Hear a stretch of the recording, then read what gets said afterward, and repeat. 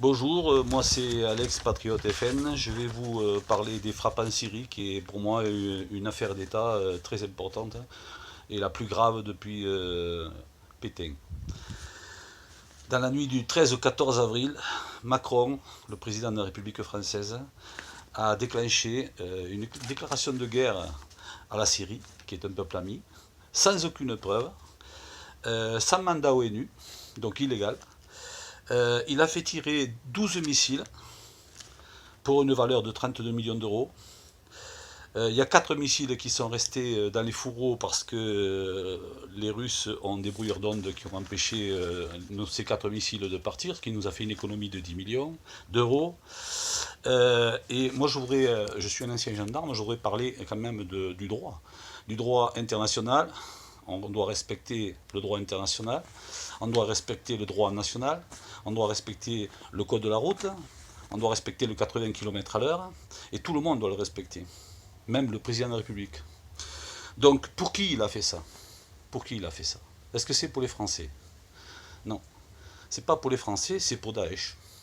Voilà. Donc, on va aider l'ennemi de la France en dépassant l'argent de ses contribuables, pour aider les terroristes qui déclarent qu'ils sont contre la France, qui sont les ennemis de la France, et qui disent que de toute façon ils tueront tout ce qu'ils peuvent.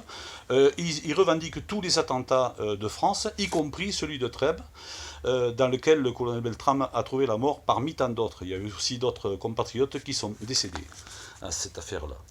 Donc moi je dis pourquoi il y a cette guerre en Syrie, puisqu'elle n'est pas légale. Elle est illégale. Il n'y a pas de mandat ONU. Il n'y a pas de preuve de gazage. Pourquoi il y a eu cette guerre en Syrie? C'est à cause du gazoduc qatari, tout simplement. Et ça remonte à 2008, donc avec M. Sarkozy. Ça a continué avec M. Hollande, et ça termine avec M. Macron. Le problème, c'est que M. Sarkozy, quand il intervient, lui, il attend d'avoir quand même une autorisation de l'ONU.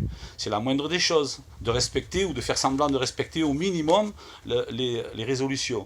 Dans ce cas-là, il n'y a pas de résolution. Et le problème, c'est que quand il n'y a pas de résolution, la seule possibilité d'intervenir, c'est lors de constatation de gazage. Or, il n'y a pas eu d'enquête. S'il n'y a pas d'enquête, il n'y a pas de gazage. En tout cas, on ne peut pas imputer le gazage à Bachar el-Assad. D'ailleurs, il faudrait qu'il soit fou pour faire ça. La veille de l'enquête, de gazer ses populations. Et il n'en a pas besoin, il a gagné la guerre pratiquement. Il lui reste quelques petites poches de résistance, il n'a pas besoin de gazer sa population. Et on a des preuves depuis quelque temps que le gazage vient plutôt des islamistes, plutôt que de Bachar el-Assad, qui ont déjà des ateliers, qui fabriquent, sans compter la France, qui vend les produits qui servent à ça, ainsi que les Allemands.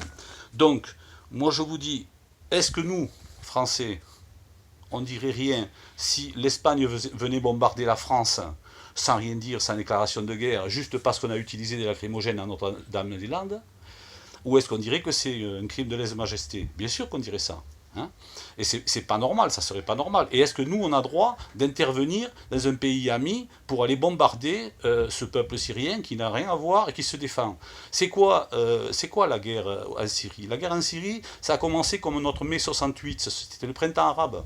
Hein, c'était comme pour nous le mai 68. Hein. Seulement, ça a été vite récupéré par les islamistes, de l'État islamiste et de Daesh.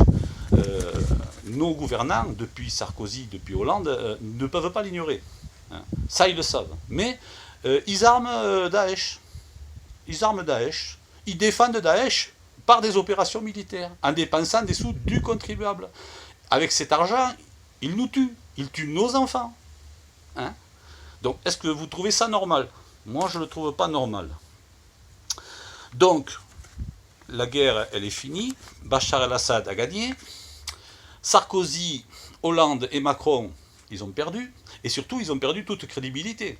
Parce que maintenant, les contrats, eh bien, c'est terminé. Il n'y en aura plus jamais. Sauf à tomber Bachar el-Assad.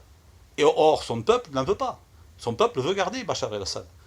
Donc je ne suis pas d'accord avec ça.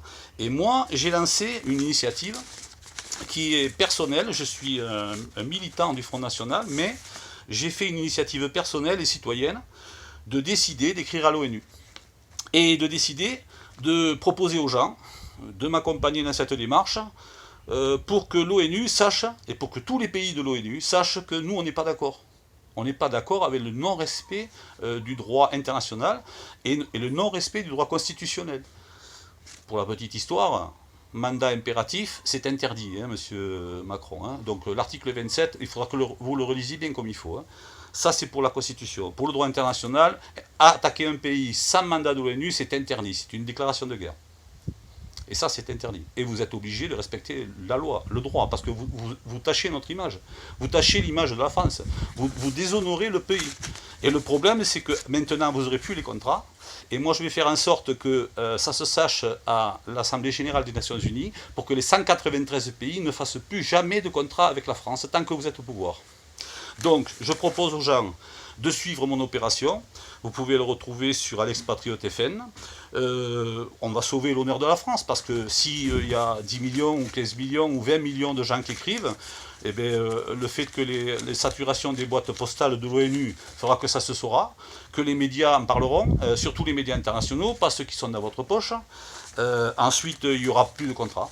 Je pense que ça fera suffisamment de bruit pour que vous démissionniez, parce que c'est la moindre des choses. Là, vous avez déshonoré le pays et vous êtes pire que Pétain, hein, dans ce cas-là, parce que vous êtes encore au pouvoir, c'est ça le problème.